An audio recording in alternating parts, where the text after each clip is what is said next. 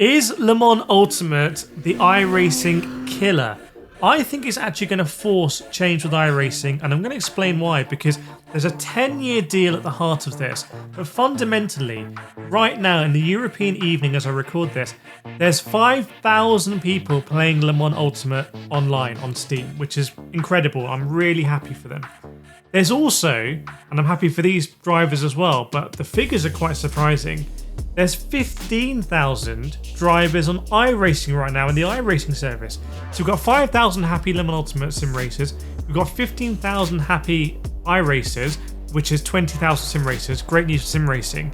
But that's a third of the iRacing player base. Now, if you're new to this, you might be thinking, hang on, how can that be a threat to iRacing?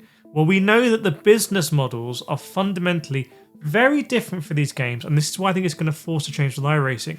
Because you can fundamentally access Le Mans Ultimate for a much cheaper and a much more kind of perceived sense of ownership with what you're buying with Le Mans Ultimate. You know, right now there's a link in my description where I think it's £17 in the UK before VAT. So about £21 in the UK for Le Mans Ultimate. Whereas iRacing, you do need to have a subscription, and there is the perception, which is based on truth, that once your subscription stops, you can't access your content. I would counteract that by saying, with any video game, we only ever have a license to it anyway, and as we've seen with the Crew 1 and other games, it can always be turned off. But that perception is important, and it is based on truth. Like the iRacing servers, once your subscription stops, you can't access it. With Le Mans Ultimate, you don't need to pay anything else. You should still be able to drive on Le Mans Ultimate. And this is causing a real kind of massive conversation in sim racing about the value proposition, because iRacing has in a sense got away with this for a very long time. The iRacing subscription price hasn't really changed over the years, which is quite surprising. There's been no competition, haven't really needed to, but it's also been quite a strong ask. If you're paying the default prices for iRacing, it's pretty expensive. That's why I recommend watching my iRacing guides and you can basically get iRacing for like $10 at the moment with like a little workaround. But anyway, so the people who are paying full price for iRacing, that's a lot of money. And they are now, I think, going to be looking at Le Mans Ultimate and saying, hang on a second, why am I paying all this money every month and all the additional content to have something I don't own when I could just pay Le Mans Ultimate for the £21 and have access to enough content that's going to make me happy? And it doesn't matter so much that there's not this smorgasbord of open wheel cars and NASCAR and dirt, because I'm not doing that anyway. I just want to race GT3s and maybe some hypercars, and Le Mans Ultimate has me covered. And that's a very uncomfortable conversation for iRacing and maybe even iRacers. Now, I did look at this previously, and I did want to raise the point, and it is a valid point, and everything I do on this channel is based on facts. And the facts are, if you want to look at Le Mans Ultimate on the Race Control Pro Plus tier, it starts to look a bit funny, and actually you can get quite a decent amount of iRacing content and subscription for that. But it's a bit of an artificial comparison, because that assumes that you have that specific budget and you're only going to pay for 1 or 2 years. The other way of looking at this, which is we're going to look at here, is actually, what if you just want to do WEC? And this is where this 10-year deal comes into it. So WEC is the World Endurance Championship. It's kind of like has some parity, some homologation with IMSA, which is the US Endurance Championship. And the World Endurance Championship has all the big manufacturers like Ferrari, Porsche, Toyota, Peugeot, Cadillac. Loads of independents have come in as well. And then that's just hypercars, you've got all the GT3s as well. So that's all the licensed content with big drivers, a lot of drivers that I speak with all the time, I chat with at race weekends. They're like legendary drivers. You get that with the WEC license. And this is the masterstroke that I think Le Mans Ultimate did.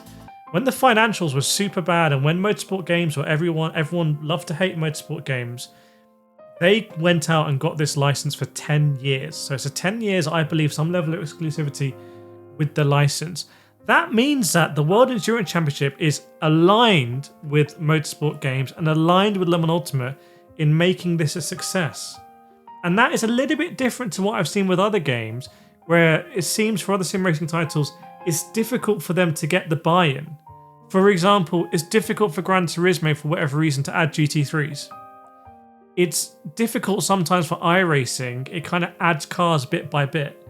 Whereas with Le Mans Ultimate, they've done sweeping livery updates and big cars being added and tracks being added and signage being updated because they're in with the World Endurance Championship. They're in this together.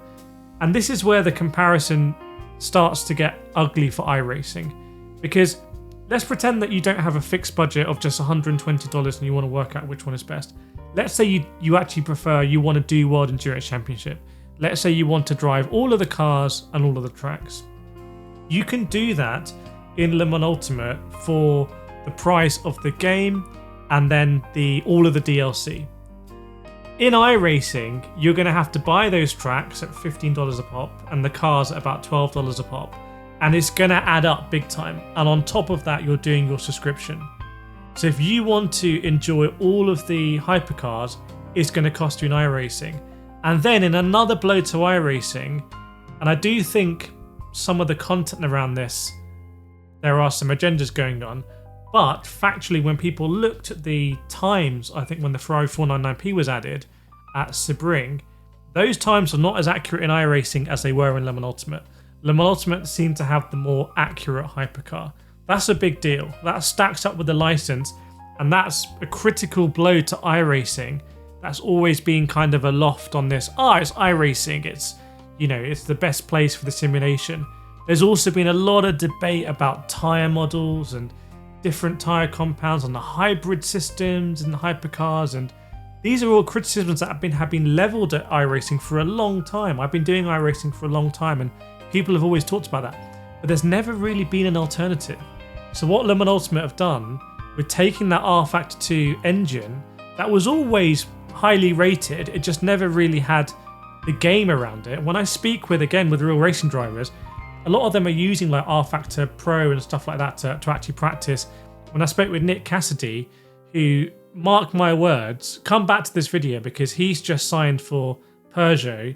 It's not announced yet, but I'll just announce it here. He's signed for Peugeot in the WEC to drive their hypercar. He is going to tear it up in that hypercar. I've been speaking with him for years in Formula E, and he uses R Factor 2. In fact, if you look at him, look at the interviews, he talks a lot about R Factor. So this sim genuinely is a good sim, and now it has the packaging, it has the kind of the shininess to it in the Le Mans Ultimate form factor, and they're going to get ELMS as well. You're going to get European Le Mans Series, presumably Asian Le Mans Series as well. That means Silverstone is going to come, maybe tracks like Sepang and all these kind of things. And then you're just adding more and more content in a bundled format. And this is a little bit of what we saw ACC do, where ACC, the track packs and the car packs that came were quite competitively priced when you look versus iRacing.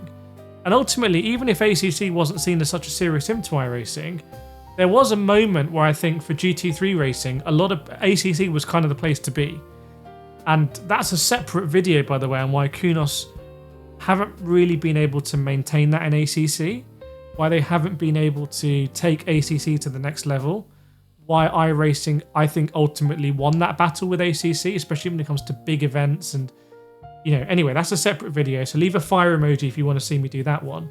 But when it comes to will Le Mans Ultimate be the iRacing killer, I don't think it's going to kill iRacing, but I do predict that iRacing is going to need to come out with some sort of different model here, where it has like a starter pack or something, or some way of playing without needing to have an active subscription.